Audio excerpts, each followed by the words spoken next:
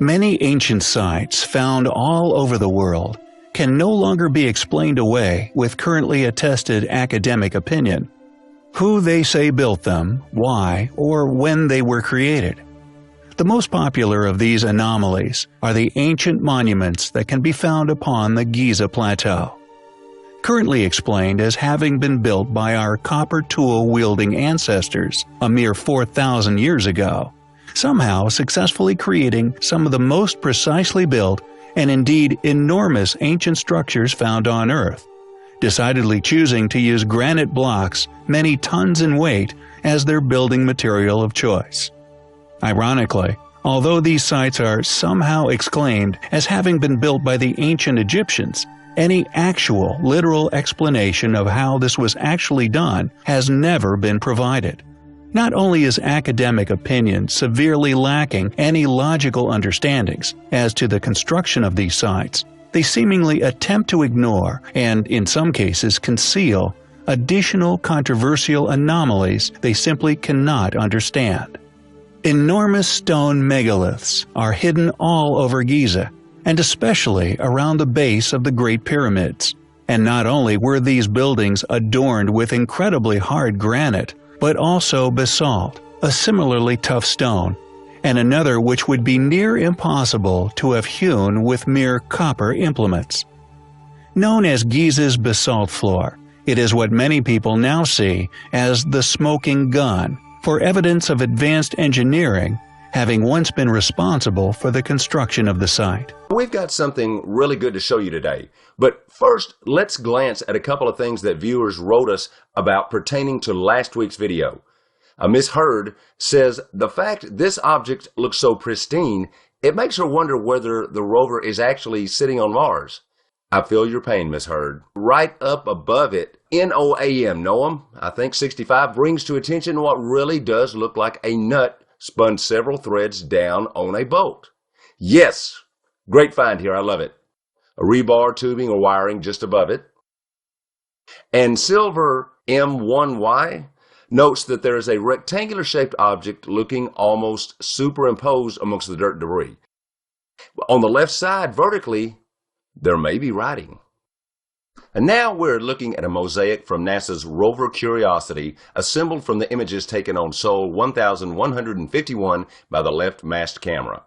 Now this is along the base of Mount Sharp, and like in so many other images, what would appear to be a river is right there. Now recall, at times we've found this possible stream to be painted over heavily, sometimes in a Martian sand color, sometimes in a gray or blue.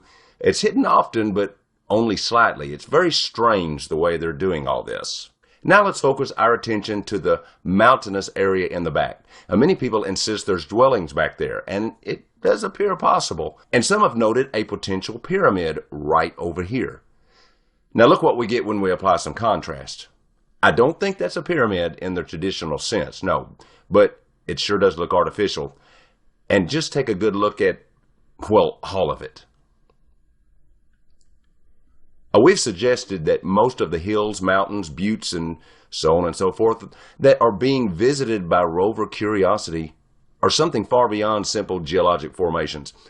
I recall stating years ago that as much as 80% of these images we see that show large areas of terrain are fraudulent. Yet other so-called anomaly hunters continue to talk about carvings and rocks. You need to listen to me, folks. That's not what's going on here. Let's scoot on over to our right a bit, and we'll discuss size and distance later. But this is really, really good.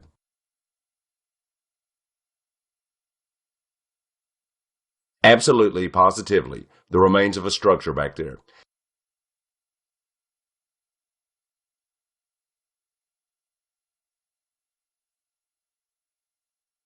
And that right there is just bizarre. We don't have any good stereoscopic imagery right now of this area in the back, mainly due to the distance.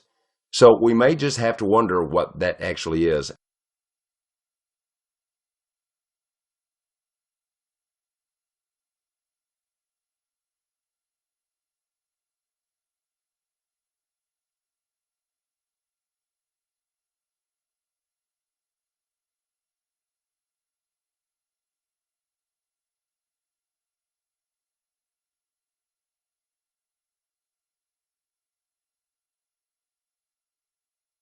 And it's everywhere back there, we do believe.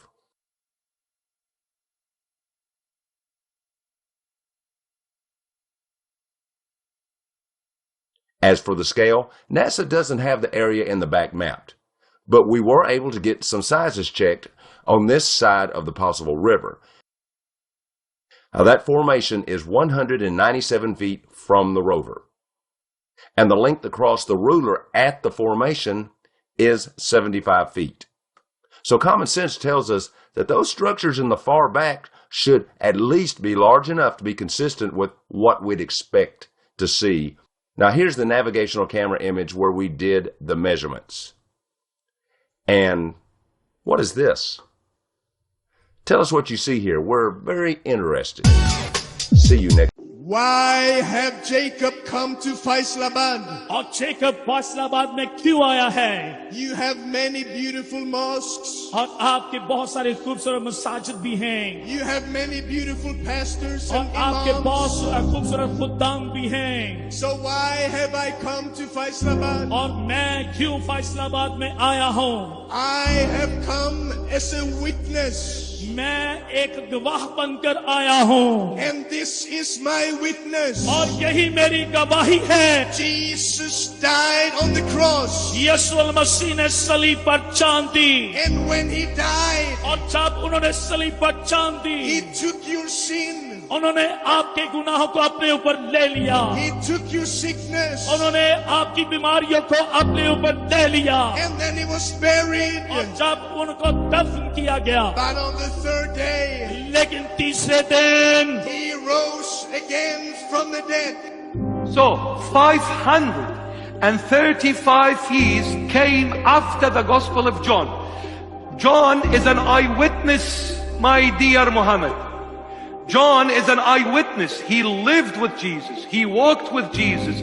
He saw Jesus' wonders and miracles, and he documented it fresh. So you're telling me that now I need to believe in someone coming 6 centuries or 7 centuries after the Holy Bible was documented. You want me to believe in a document that came 7 centuries after the Holy Bible. You want me to believe in someone that never saw Jesus, never lived with Jesus, never walked with Jesus, over the one who walked, lived, ate, embraced Jesus Christ every single day for 3 years and 4 months.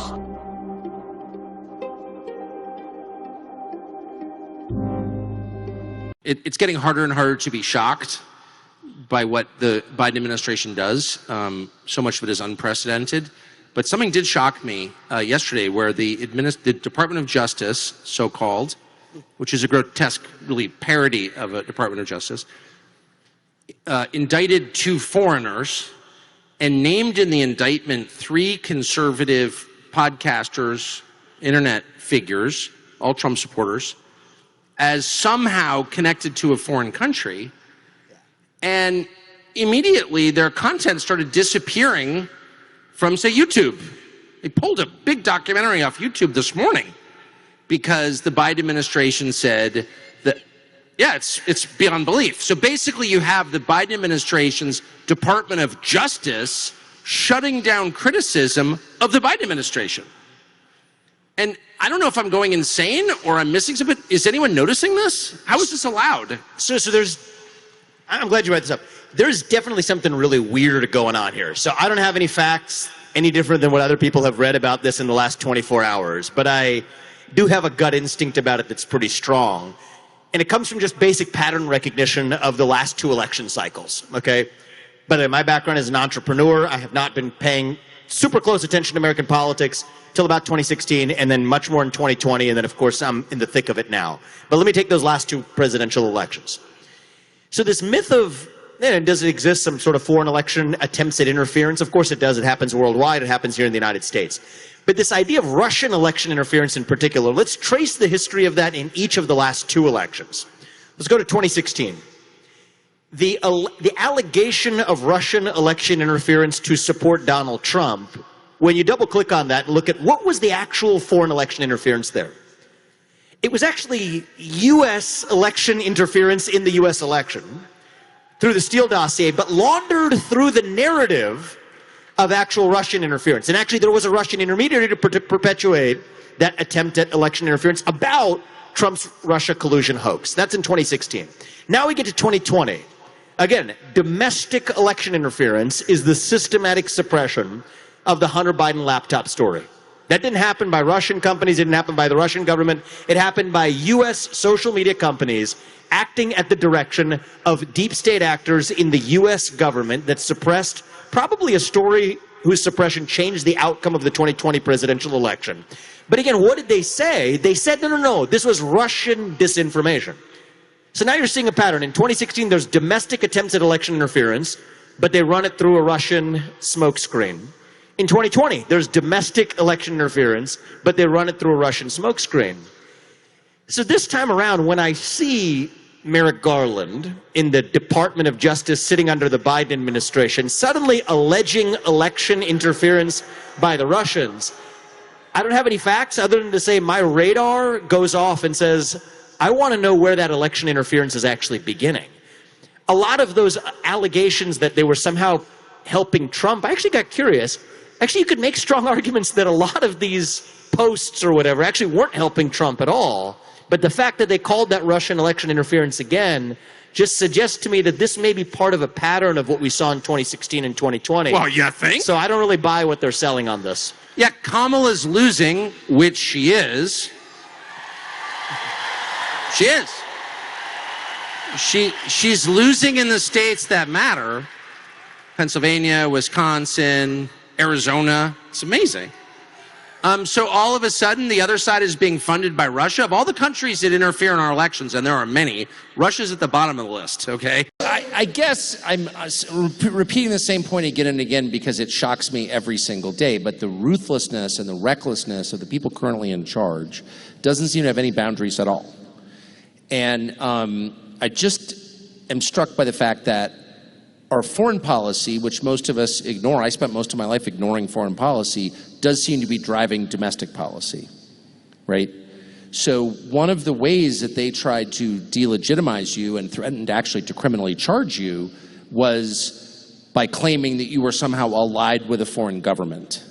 We just saw indictments this week by the Biden administration meant to cast doubt on criticism of the Biden administration. Oh, it's Russia. Kamala's losing, it's Russia again. I'm worried. I mean, they put a bunch of people I know in prison already. A bunch. I have a friend in prison right now for doing nothing, Steve Bannon. I'm worried that if Kamala Harris wins, lots of people are going to go to prison on the grounds that they are somehow allied with foreign countries. Do you see this happening? It's all, as you said, it's already happening. And we've seen how both Kamala Harris and Joe Biden have no hesitation whatsoever to weaponize our Department of Justice and law enforcement in order to put their political, to punish their political opponents.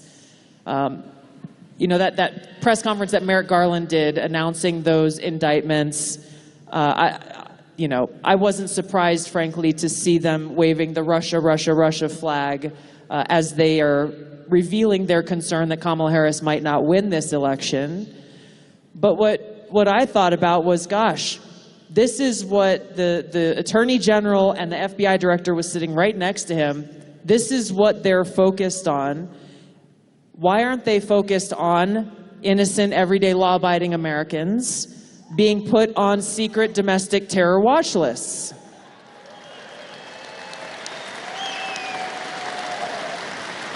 Do you know anybody who's wound up on one of those lists? I have a little experience with this. Will you tell us?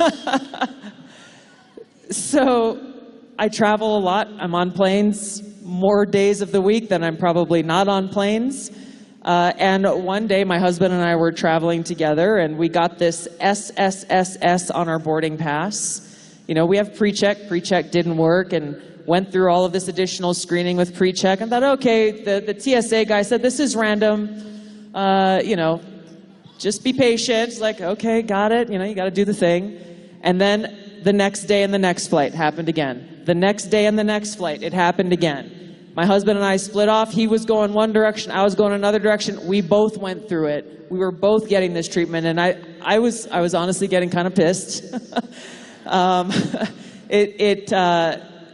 There was a whole lot that went into it, but it wasn't until about a week later. I knew there was something going on, because once or twice, yeah, okay, maybe, but 6, 7, 8, 9, 10 times in a row, clearly something was happening. And I talked to a TSA supervisor in one of these airports, and he's looking at my military ID card. He's like, why is this happening to you? You're in the military. I was like, you're telling me, buddy. And he's like, first of all, this is way above my pay grade. But what he shared with me was very revealing, and he said that he had a lot of friends who were Trump supporters, who had no problems traveling, and then all of a sudden, all of them started getting this Quad S on their boarding pass. You got to go 45 minutes through TSA and all this other stuff. And he looked at me and he's like, there's something fishy going on here. And I was like, yeah, I think I should make some calls. And he said, you should make some calls. And he had no idea that I had anything to do with politics at all. As far as he knew, he had never heard Tulsi Gabbard before. He was just like, military, what's going on here?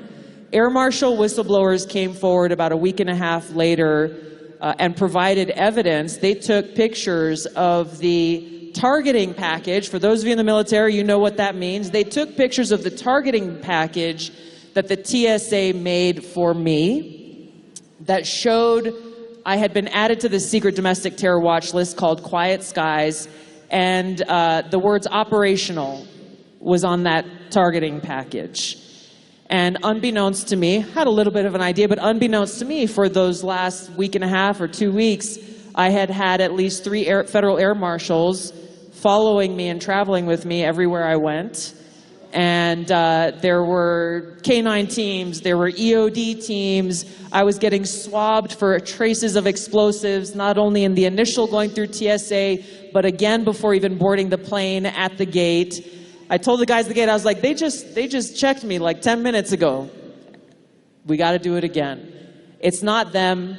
Clearly, this was an act of political retaliation for my criticisms and warning the country about what kind of dangerous President Commander-in-Chief Kamala Harris would be. And so this is still going on today. Sometimes I get the Quad S, sometimes I don't, but I've heard from people who have confirmed that my targeting package is still operational. Ladies and gentlemen, I've got some great news for you coming from Nate Silver's polling and from Las Vegas Polymaker betting odds. Trump has a 61.5% chance of winning the Electoral College, and Kamala 38.3%. Those are the polls I believe. These are non-party affiliated, non-partisan, and they have hundreds of billions of dollars invested in being correct. Because if they're wrong, it's not going to be good for them. They're going to lose a lot of money. Again, this is coming from Polymaker, Las Vegas betting odds. Kamala's at like 38.3%. Trump is at 61.5% of winning the Electoral College. Trump 2024. For 19 years, I prayed every morning that God would put me in a position to end this calamity. This is a spiritual journey for me. I reached my decision through deep prayer, and I asked myself, what choices must I make to maximize my chances to save America's children and restore national health? I felt that if I refused this opportunity, I would not be able to look myself in the mirror, knowing that I could have saved lives of countless children.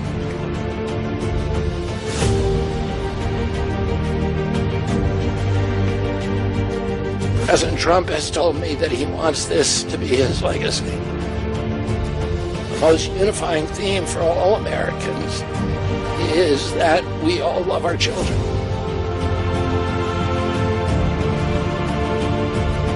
Ultimately, the only thing that will save our country and our children is if we choose to love our kids more than we hate each other.